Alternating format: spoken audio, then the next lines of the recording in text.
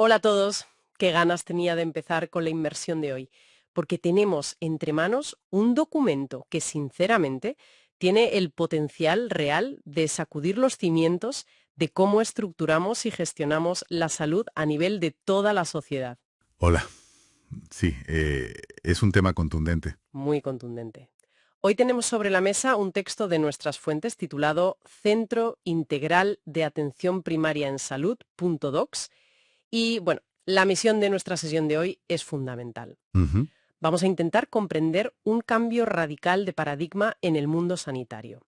Hablamos de abandonar de una vez por todas esa visión un poco anticuada que trata la medicina como una especie de servicio de reparación de averías. Totalmente, como un taller. Exacto, un sistema que únicamente se activa para arreglar lo que ya se ha roto. El objetivo de este modelo es transitar hacia un ecosistema que sea verdaderamente predictivo y preventivo, donde la acción principal ocurre mucho antes de que la enfermedad decida dar la cara. Vale, vamos a desglosar esto porque la propuesta central pasa por alterar por completo el flujo y la dirección de la atención médica que todos conocemos. Bueno, a ver, es que es un análisis absolutamente indispensable. Y no solo para gestores de salud, sino para cualquiera que tenga interés en la gestión pública, en la innovación sanitaria, o simplemente para cualquiera que haya tenido que navegar alguna vez por las complejidades del sistema médico actual. Que somos todos, básicamente. Claro, todos. El punto de partida de este modelo es reconocer que la medicina tradicional, a pesar de sus innegables avances tecnológicos, se ha quedado anclada en una arquitectura organizativa que es puramente reactiva. Ujú. Y las implicaciones de este estancamiento van mucho más allá de la estadística clínica pura y dura.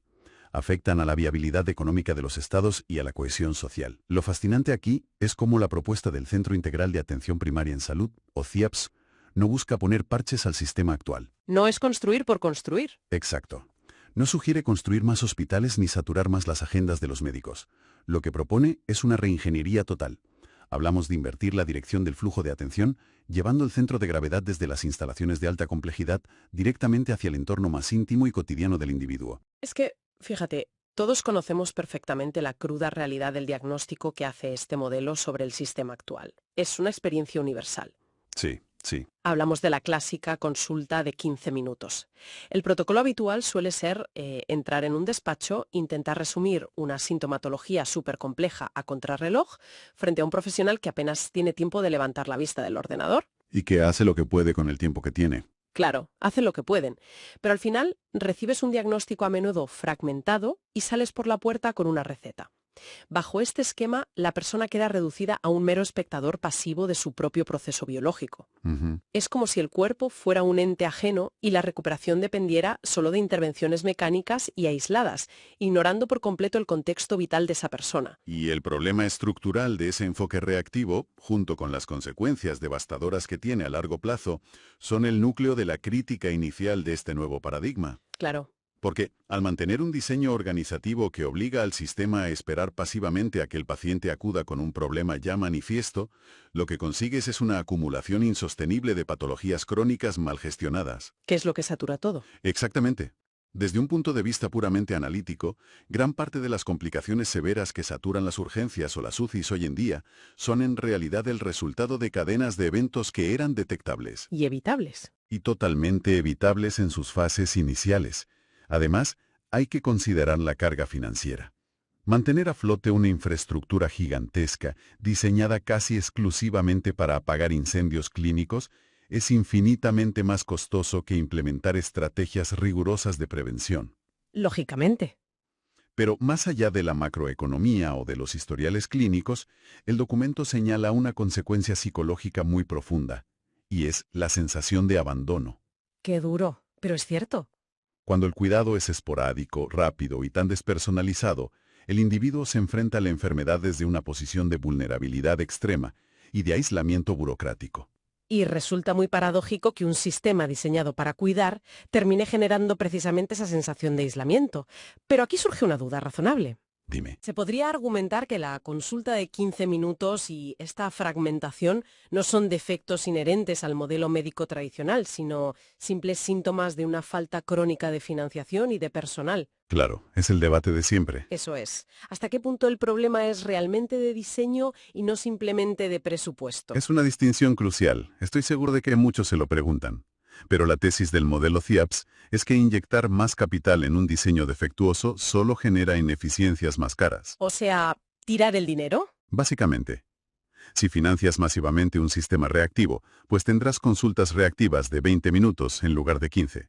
Pero vas a seguir esperando a que la persona enferme para actuar. Ya, el enfoque sigue siendo el mismo. Exacto. El error de diseño radica en esa falta de proactividad y en la desconexión total con la realidad del entorno del paciente. Por mucho que se aumente el presupuesto de un hospital de agudos, ese hospital sigue ciego a las condiciones de vida que están enfermando a la población en primer lugar. Es verdad.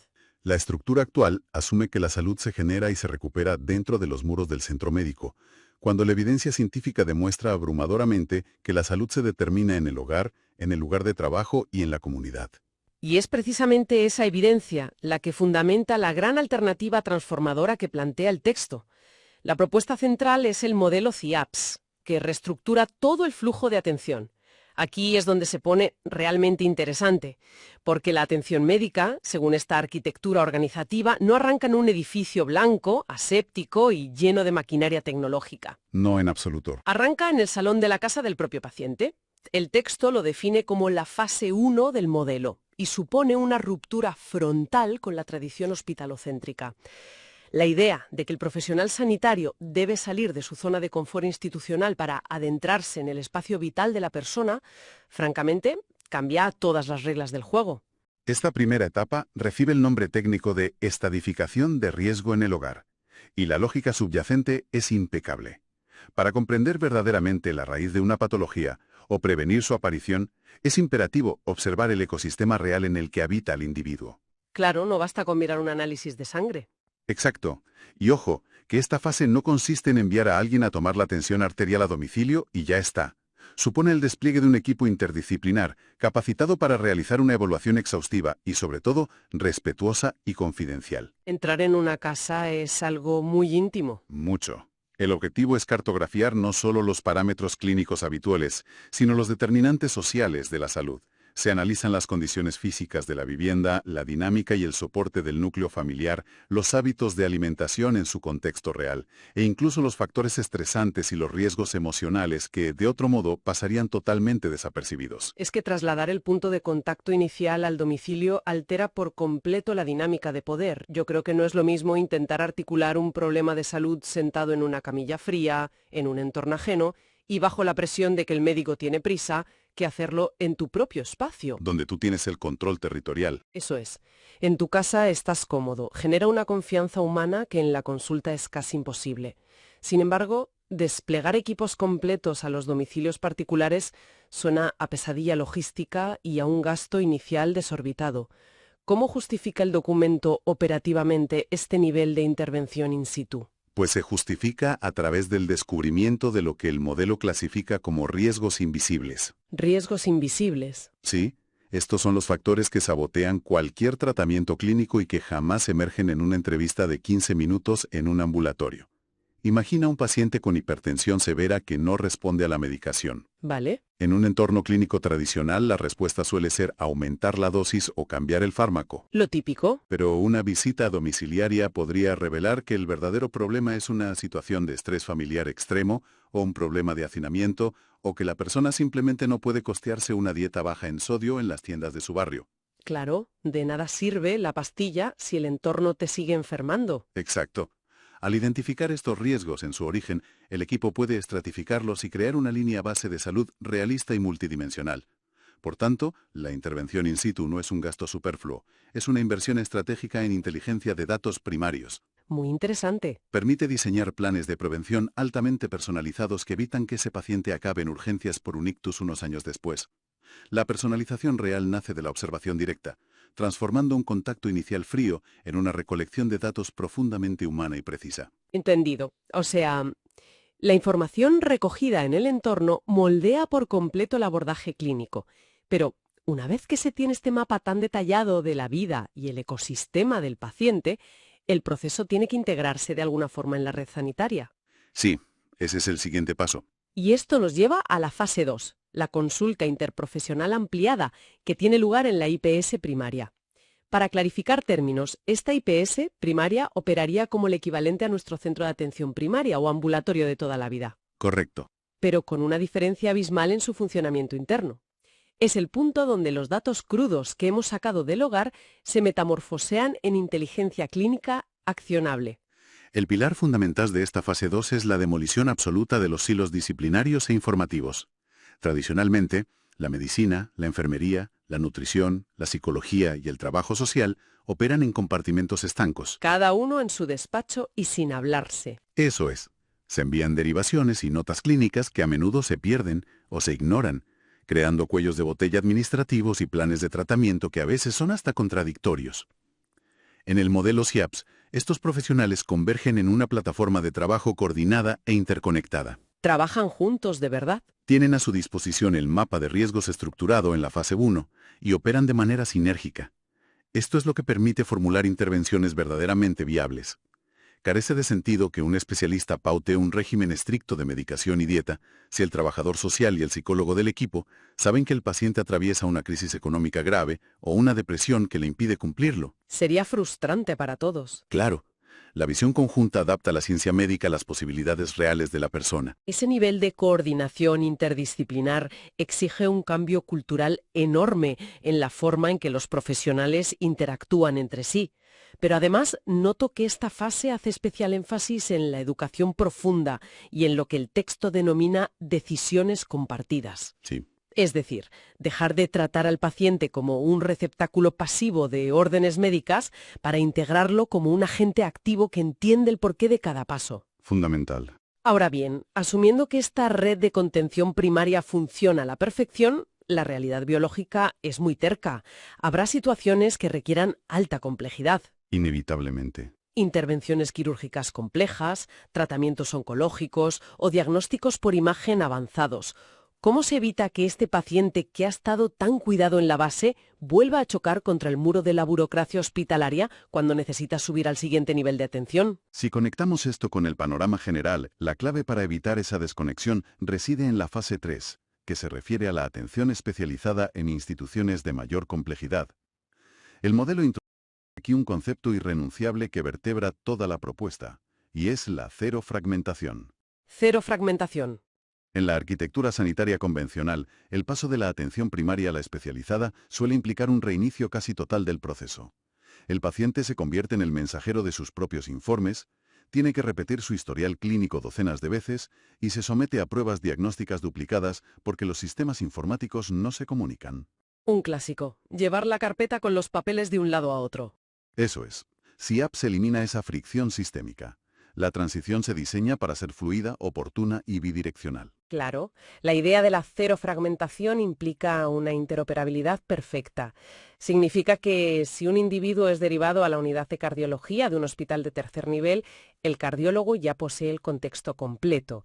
No solo tiene el electrocardiograma, sino el informe de la enfermera que visitó el hogar, la valoración del trabajador social y el seguimiento nutricional. Todo. Todo el ecosistema de datos viaja por delante del paciente.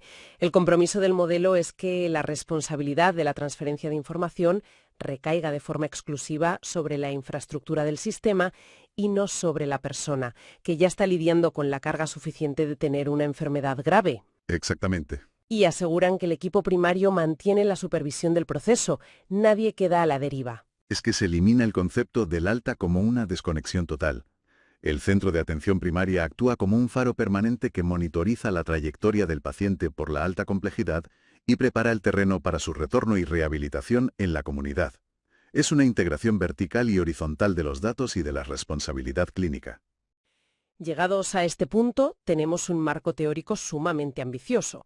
Despliegues domiciliarios, equipos multidisciplinares trabajando sin barreras y una continuidad asistencial impecable hasta la alta complejidad. Pero la gestión sanitaria es implacable con los modelos teóricos que no demuestran viabilidad en el terreno. Por supuesto. Entonces, ¿qué significa todo esto? ¿Cómo se traducen estas fases metodológicas en resultados tangibles que justifiquen una alteración tan profunda de las estructuras actuales? Pues los arquitectos de este modelo proyectan los beneficios basándose en 4 grandes ejes de impacto directo, diseñados para corregir precisamente esas fallas sistémicas que detallábamos al principio. El primer eje es la consecución de un poder predictivo y preventivo superior. Vale. Al mantener una monitorización activa de los determinantes sociales y cruzar esos datos con los marcadores clínicos desde el hogar, la capacidad de anticipación del sistema se multiplica exponencialmente. Se ven venir los problemas. Claro, y esto tiene una traducción empírica muy clara.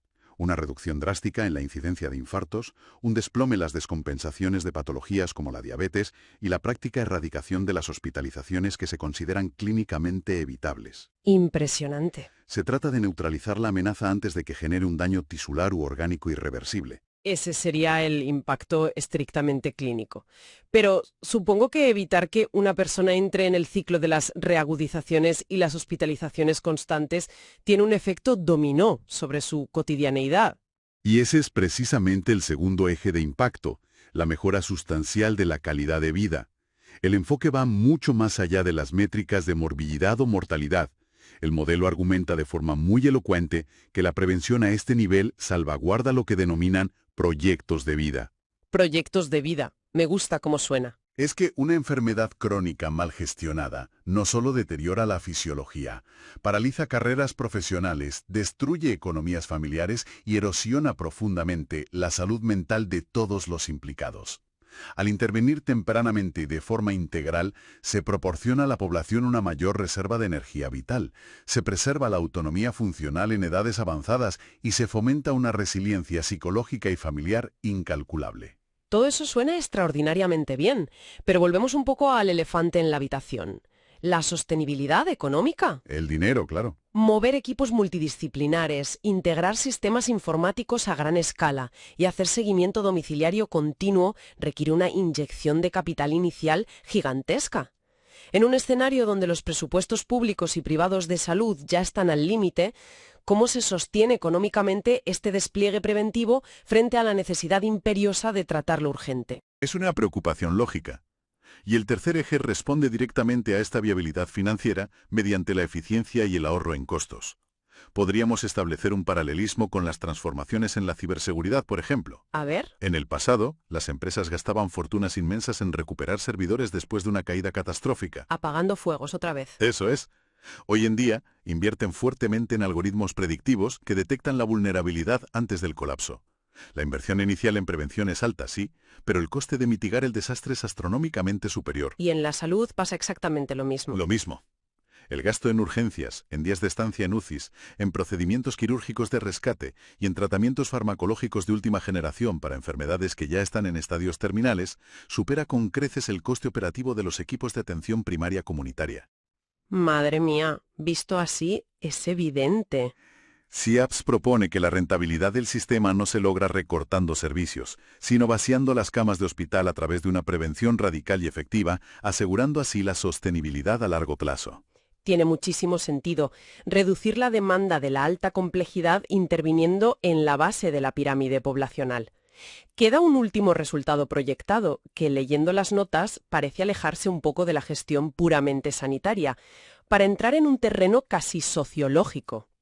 Así es. El cuarto y último eje es el empoderamiento del paciente y la consolidación de una comunidad saludable. Y este es el punto de convergencia final del modelo. Al educar al individuo en su propio hogar, al integrar a la familia en las decisiones de cuidado y al transparentar la información clínica, se desvanece de una vez la figura del paciente sumiso. Ya no es el que asiente sin saber qué le pasa. Exacto. En su lugar, surgen ciudadanos con un alto grado de alfabetización en salud, capaces de tomar decisiones diarias que protegen su propio bienestar. Pero el efecto no se detiene en la puerta de la casa. Se expande. La acumulación de individuos empoderados genera por extensión comunidades organizadas y resilientes. Esta salud colectiva impacta directamente en la productividad laboral, en el desarrollo económico local y en un aumento generalizado del bienestar social, convirtiendo a la sanidad en un motor de desarrollo y no solo en un sumidero constante de gasto público. Es una visión holística que, fíjate, conecta la revisión de la despensa en la cocina de una casa con la productividad macroeconómica de toda una región. Para ir cerrando, Los impulsores de este modelo no se limitan a la exposición teórica, lanzan un llamado a la acción bastante firme en el texto. Muy firme. Sobre la obsolescencia del sistema reactivo actual es concluyente, por lo que la verdadera incógnita que dejan sobre la mesa no es si debemos transitar hacia este modelo, sino quién va a asumir el liderazgo de este cambio estructural. Animan explícitamente a solicitar estas evaluaciones de riesgo domiciliario, a participar en las dinámicas de prevención comunitaria y, en definitiva, a exigir y promover la implantación del marco operativo CIAPS en la gestión sanitaria de cada territorio. Es una conclusión que busca, sin duda, dinamizar el debate público. Subraya que el Centro Integral de Atención Primaria en Salud no es simplemente un manual de procedimientos administrativos, sino una filosofía operativa fundamentada en 4 pilares: una medicina predictiva, preventiva, humana e integral. El axioma final que nos proponen resume la urgencia del planteamiento. Dicen que el futuro de la salud no se espera, se construye hoy. Es una invitación a repensar nuestra exigencia sobre cómo deben gestionarse nuestros datos biológicos y nuestro entorno vital. Una transición desde una medicina que nos repara hacia una medicina que nos protege y comprende nuestro contexto social. Un análisis sumamente clarificador sobre las posibilidades reales de rediseñar las infraestructuras que sustentan nuestro bienestar. Esto plantea una pregunta importante que emerge inevitablemente al contemplar el nivel de intervención que exige este grado de perfección médica.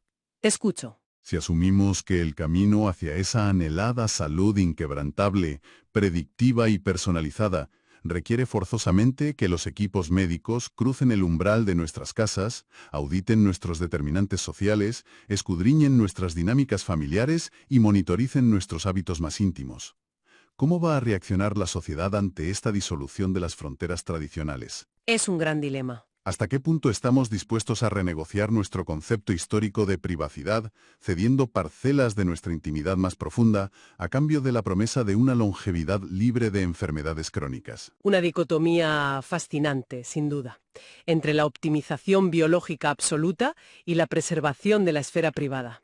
Es un debate ético y social que inevitablemente acompañará a cualquier intento de modernización sanitaria profunda.